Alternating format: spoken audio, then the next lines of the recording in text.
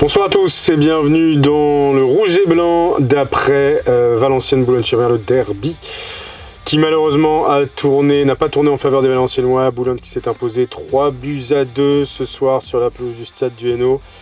Une défaite qui fait très très mal, on va pas se mentir, c'est un peu la soupe à la grimace ce soir. Boulogne qui a ouvert le score à la 27e grâce à Vercruis, qui a même doublé la mise à la 55e par le même Vercruis.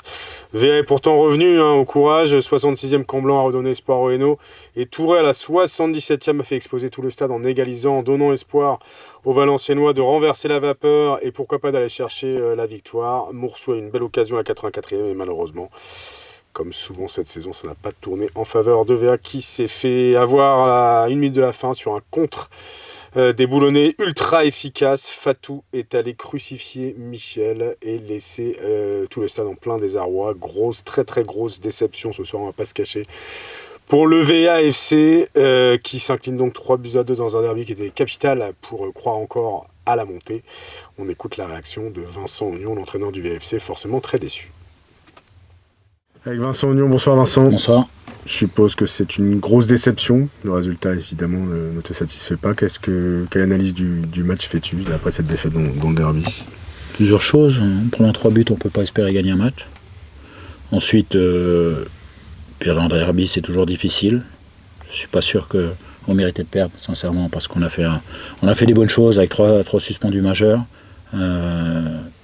L'équipe a présenté des choses très très intéressantes. On n'était pas parfait, mais on a su se procurer beaucoup d'occasions, beaucoup de frappes, beaucoup de centres, beaucoup de corners, beaucoup de coups francs, beaucoup de touches, beaucoup de possessions. Et on s'est fait battre sur l'ultra efficacité de cette équipe qui devrait, qui a 2 occasions qui marquent 3 buts.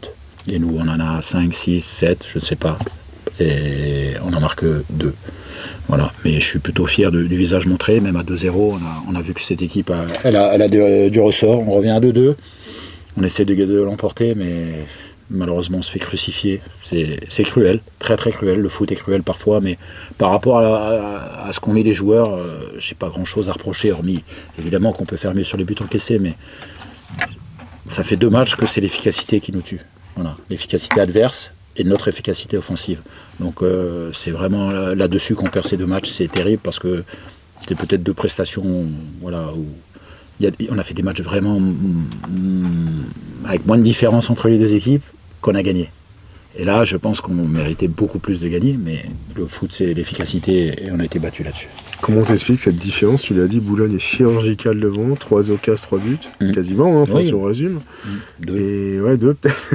Et vous, vous avez la première occasion du match avec cette tête de Mathias que cherchait le gardien, vous êtes mené 1-0, vous revenez au score alors que il y a une super réaction d'orgueil. Ouais, super, mais pas que d'orgueil, il y avait de la qualité, c'était pas des ballons jetés, mais eux ils jettent le ballon, ils tombent sur... Voilà, c'est comme ça, quand c'est ton année et que t'es plein de réussite, que t'aurais dû marquer 10 buts de moins, voilà, et que t'en as mis 10 de plus, moi si j'avais mis aujourd'hui 8 ou 10 buts de plus, on serait mieux classé, mais bravo à eux pour ça, voilà, c'est qu'ils arrivent à faire basculer les choses, et nous dans les moments clés, ça fait 2 matchs qu'on est défaillants sur ça. Après, je répète, avec trois joueurs majeurs suspendus, ça a forcément joué. Ça joue un petit peu, on a réorganisé, on a perdu de la force au milieu quand j'ai mis Sambou sur le côté, mais qui a été plutôt intéressant. Après, c'est des choix, est-ce que c'était les bons, j'en sais rien, en tout cas on a perdu. Mais moi ce qui m'intéresse, c'est comment on va réagir, parce qu'on va la semaine prochaine à Bourg-en-Bresse, on est encore en vie finalement quand on regarde le classement.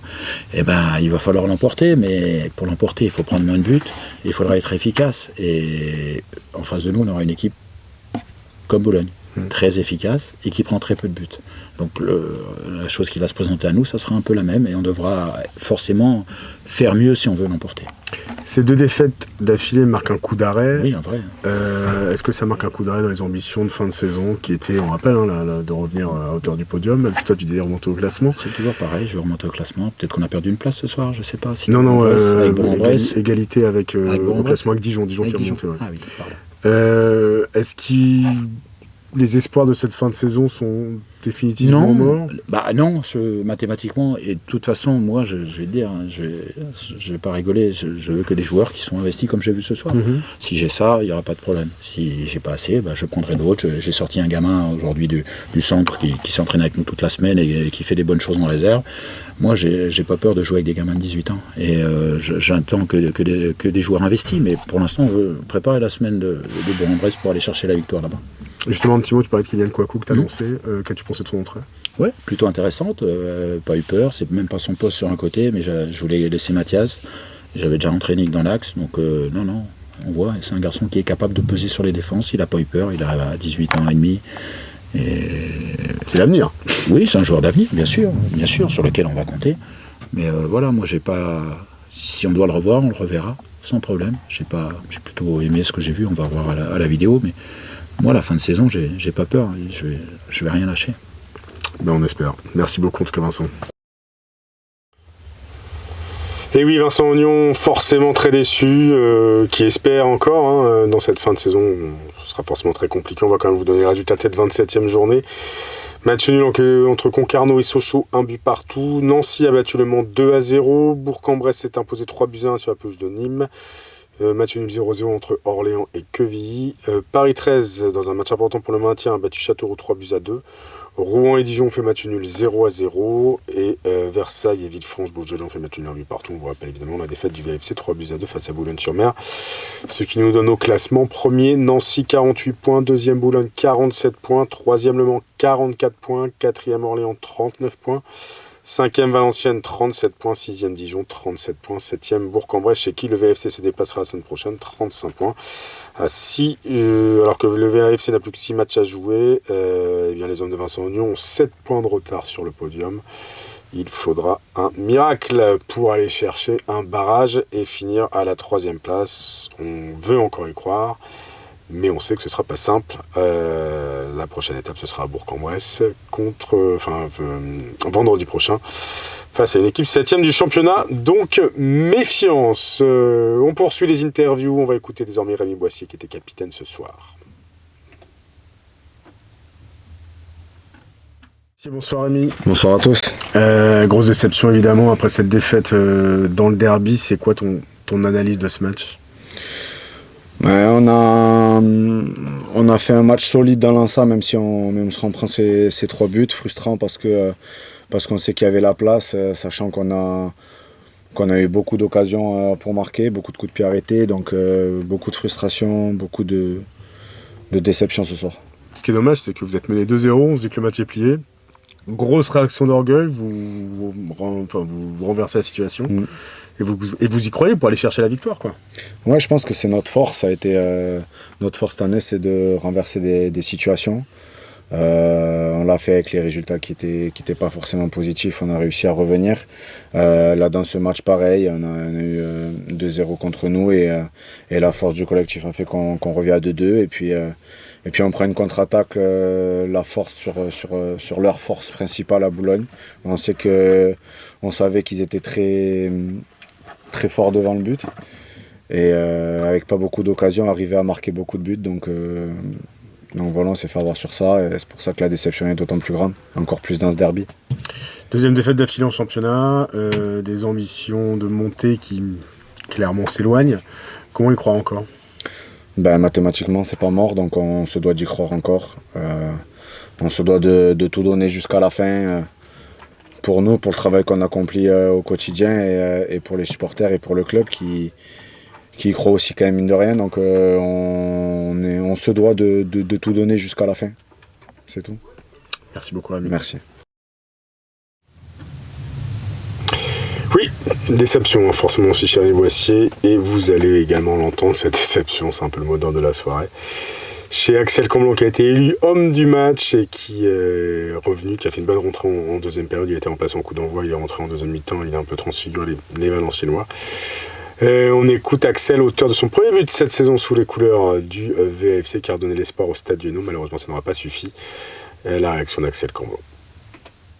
Axel Comblan, bonsoir Axel. Bonsoir. Bon, déception forcément après cette défaite dans le derby. Grosse déception. C'est quoi l'analyse que tu fais de cette défaite? On est très déçus. On est mené 2-0, on revient à 2-2 et les supporters poussent. Ils ont été incroyables, donc merci à eux, vraiment.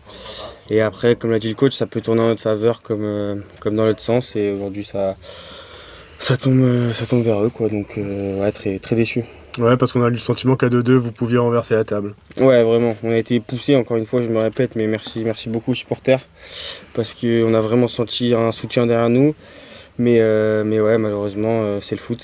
Ça n'a pas tourné en notre faveur. Deuxième défaite d'affilée qui forcément pose problème pour les ambitions de fin de saison. C'est sûr. Après, comme le coach l'a dit, on ne sait pas le moins perdu.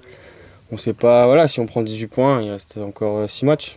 Donc, bon, on va tout faire pour gagner. Hein. Ce qui est rassurant, s'il faut garder quelque chose de rassurant dans cette défaite, c'est la réaction d'orgueil. Ouais, c'est ça. Je pense qu'on peut être fier quand même d'avoir réagi, de rien avoir lâché. Mais ouais, la frustration, elle reste là. Hein. Merci beaucoup, Axel. De rien. Et c'est la fin de ce rouge et blanc qu'on aurait aimé plus joyeux. Voilà, malheureusement, cette défaite dans le derby nous fait très mal. On se retrouve dans 15 jours en espérant avoir un peu plus de joie. Cette fois-ci, pour un rouge et blanc à VAFC Quevilly. Ce sera vendredi 11 avril et tout le stade sera à 5 €. Donc venez nombreux au stade Duno.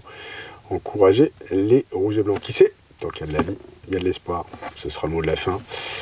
Et j'espère retrouver et qu'on retrouvera tous le sourire le plus vite possible. Excellente soirée à tous et allez VA.